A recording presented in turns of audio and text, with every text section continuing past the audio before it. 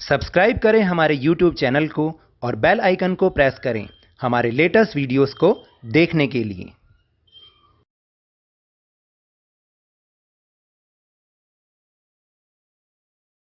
Hello and welcome to Lovneesh sir की class. आज की ये शिक्षा निदेशालय राष्ट्रीय राजधानी क्षेत्र दिल्ली की वर्कशीट नंबर 32 जो कि कक्षा 7वीं के विद्यार्थियों के लिए है।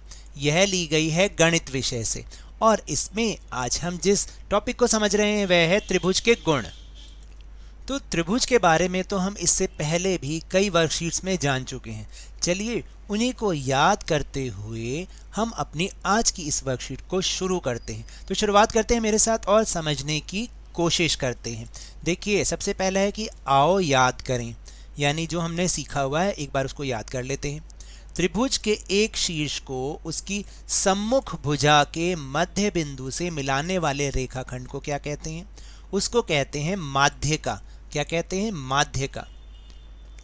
त्रिभुज के एक शीर्ष से उसकी सम्मुख भुजा पर खींचे गए लंब को त्रिभुज का क्या कहते हैं? शीर्ष लंब कहते हैं।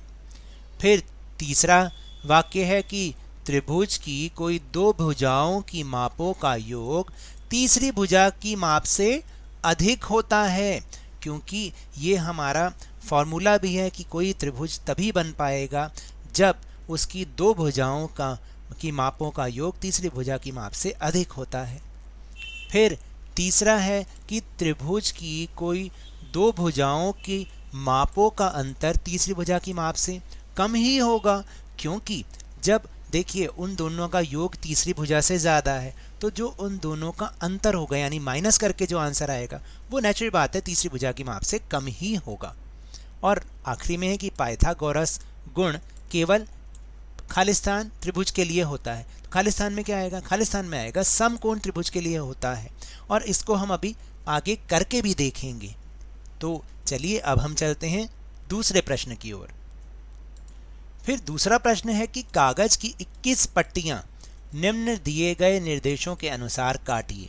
यहाँ पर आपको कुछ पट्टियां कागज की काटनी है। देखिए अगर आप ना भी काटें तो इनको आप अपने कॉपी पे बना कर आगे का प्रश्न कर सकते हैं। जैसे 2 पट्टियां 6 सेंटीमीटर की, 4 पट्टियां 7 सेंटीमीटर की, 6 पट्टियां 8 सेंटीमीटर की, 2 पट्टियां 9 सेंटीमीटर की, 2 पट्टियां 10 सेंटीमीटर की, 1 पट्टी 11 सेंटीमीटर की, 2 पट्टियां 15 सेंटीमीटर और 2 पट्टियां 17 सेंटीमीटर की। तो आप इतने रेखाखंड भी खींच सकते हैं। हालांकि 17 सेंटीमीटर थोड़ा ज़्यादा हो जाएगा, लेकिन वो भी हम खींच सकते हैं। फिर इनका करना क्या है? अब सारणी में दिए गए अनुसार 3-3 पट्टियों से त्रिभुज बनाइए और सारणी को पूरा कीजिए। या तो आप ऐसे भी करके देख सकते हैं, नहीं तो आप इतने सेंटीमीटर के रेखाखंड अपनी कॉपी में खींच सकते हैं। जैसे यहाँ पर आपको बताना है कि त्रिभुज की माप वो दे रखी है कि इतने आपको पट्टियाँ से त्रिभुज बनाने हैं, या आप कॉपी में भी बना सकते हैं। और फिर बताना है कि क्या इनसे आपका त्रिभुज बन सकता है या नहीं, और बना तो त्रिभुज का प्रकार लिखिए। और प्रकारों के बारे में मैंने आपको पिछली वर्कशीट्स में बताया हुआ है। तो पहले त्रिभुज की माप है 7 सेंटीमीटर, 9 सेंटीमीटर और 8 सेंटीमीटर। तो क्या ये त्रिभुज बन सकता है? बिल्कुल बन सकता है, क्योंकि देखिए 7 + 9 कितना होता है? 16, जो कि 8 से ज़्यादा है, इसलिए ये त्रिभुज बन सकता है। ये बड़े का निशान, ग्रेटर देन का, ठीक है, इसलिए त्रिभुज बन सकता है। और ये त्रिभुज बनेगा कैसे? क्योंकि तीनों बाहों की जो माप है वो अलग अलग है, तो ये त्रिभुज बनेगा विषम बाहु त्रिभुज। फिर है 6 सेंटीमीटर, 10 सेंटीमीटर और 8 सेंटीमीटर। ये भी त्रिभुज बन सकता है और ये बनेगा समकोण त्रिभुज। कैसे बनेगा? आगे हम इसकी जांच भी करेंगे। फिर है 7 सेंटीमीटर, 7 सेंटीमीटर और 10 सेंटीमीटर। तो अगर आप इन दोनों को जोड़ेंगे तो बन गया 14 सेंटीमीटर, यानी ये भी बन सकता है। तो इसका मतलब बन सकता है। और ये कैसे बनेगा? क्योंकि दो भुजाएं एक जैसी हैं, 7 और 7, तो ये बनेगा समद्विबाहु त्रिभुज। फिर है 8 सेंटीमीटर, 15 सेंटीमीटर और 17 सेंटीमीटर। ये भी त्रिभुज आप बना के देखेंगे बन सकता है, क्योंकि 15 और 8 का योग कितना होगा? आप देखिए 15 और 8 बराबर होंगे 23। तो इसका मतलब बन सकता है और ये बनेगा समकोण त्रिभुज। कैसे बनेगा अभी बताऊंगा। फिर 9 सेंटीमीटर, 11 सेंटीमीटर और 17 सेंटीमीटर। ये भी बन सकता है, और तीनों भुजाओं का माप क्योंकि अलग अलग है इसलिए ये बनेगा विषमबाहु त्रिभुज। अब इसके बाद ये आता है 6 सेंटीमीटर, 7 सेंटीमीटर और 15 सेंटीमीटर। ये वाला त्रिभुज नहीं बन सकता। क्यों नहीं बन सकता, जांच करके देखते हैं। क्योंकि देखिए 6 + 7 बराबर कितने होते हैं, 13, जो कि 13 जो है वो 15 से छोटा है। तो इसका मतलब, जबकि हमने बोला था कि तीसरी भुजा की माप से ज़्यादा होना चाहिए, तो ये बन ही नहीं सकता, इसलिए इसका कोई प्रकार नहीं है। फिर है 8 सेंटीमीटर, 8 सेंटीमीटर, 8 सेंटीमीटर। ये बन सकता है क्योंकि 8 और 8 कितने होते हैं, 16 सेंटीमीटर। तो ये बन सकता है, और ये बनेगा समबाहु क्योंकि तीनों भुजाओं की माप बराबर बराबर है, तो ये बनेगा समबाहु त्रिभुज। अब तीसरा प्रश्न, अब जितने भी त्रिभुज आपने बनाए हैं उन सभी में माध्यिका तथा शीर्ष लंब खींचिए। ये माध्यिका और शीर्ष लंब कैसे खींचते हैं ये मैं आपको अभी दिखा देता हूँ। तो देखिए, पहले आप एक त्रिभुज बनाएंगे। जो भी माप का त्रिभुज आपको दे रखा है आप उसका त्रिभुज बना सकते हैं।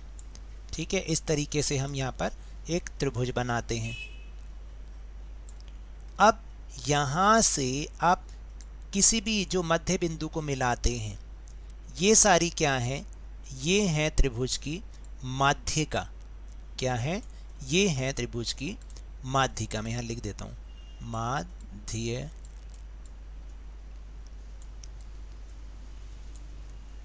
ये है माध्यिका।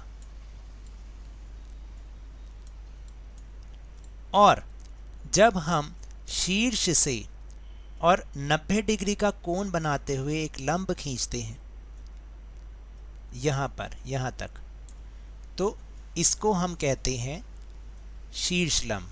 क्या बोलते हैं, क्योंकि ये 90 डिग्री का कोण बना रहा है इसलिए हम इसको बोलेंगे शीर्ष लंब। देखिए, इसको हम बोलेंगे, यहाँ पे मैं बता देता हूँ, इसको हम कहेंगे शीर्ष। मैं यहाँ लिख भी देता हूँ, शीर्ष लंब। इस तरीके से आप हर त्रिभुज का एक माध्यिका और शीर्ष लंब बनाएंगे। इस तरीके से हम इसको कर सकते हैं। नाउ फोर्थ क्वेश्चन, सारणी द्वारा बताइए कि आपको कितने समकोण त्रिभुज प्राप्त हुए हैं तथा इन समकोण त्रिभुजों के लिए पाइथागोरस गुण की सत्यता की जांच कीजिए। तो देखिए, दो समकोण त्रिभुज मिले, एक तो इस माप का और एक इस माप का।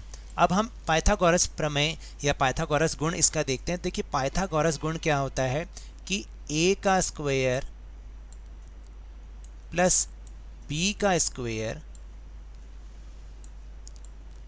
वो c के स्क्वायर के बराबर होना चाहिए।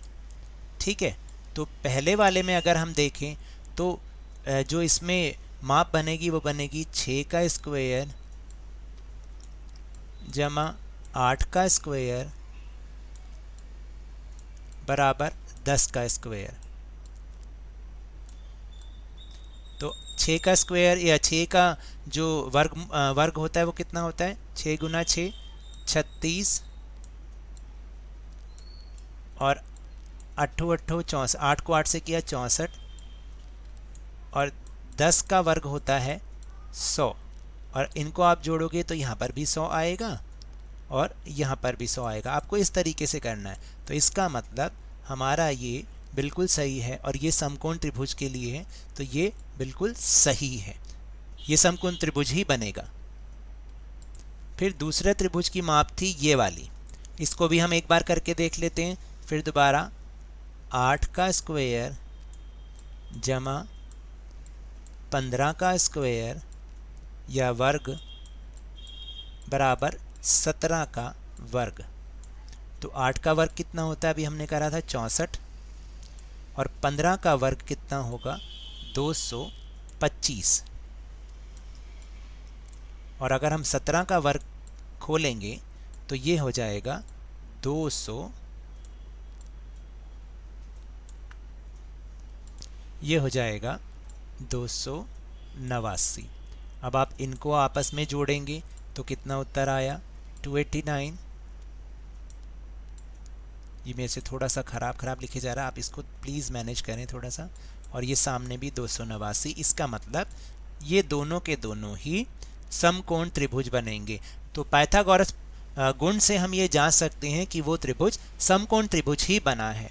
तो अब आपको समझ में आ गया होगा। तो ये तो थी आज की वर्कशीट। अगर मेरे इस तरह समझाने से आपको थोड़ा सा भी समझ में आया हो तो इस चैनल को ज़्यादा से ज़्यादा सब्सक्राइब कीजिए, लाइक कीजिए और बहुत ज़्यादा शेयर भी कीजिए। और हाँ, मेरे साथ इसी तरह आसानी से वर्कशीट को समझते रहिए, लेकिन ध्यान और मन लगाकर पूरी मेहनत और लगन के साथ ऑनलाइन ही सही पढ़ते जरूर रहिए।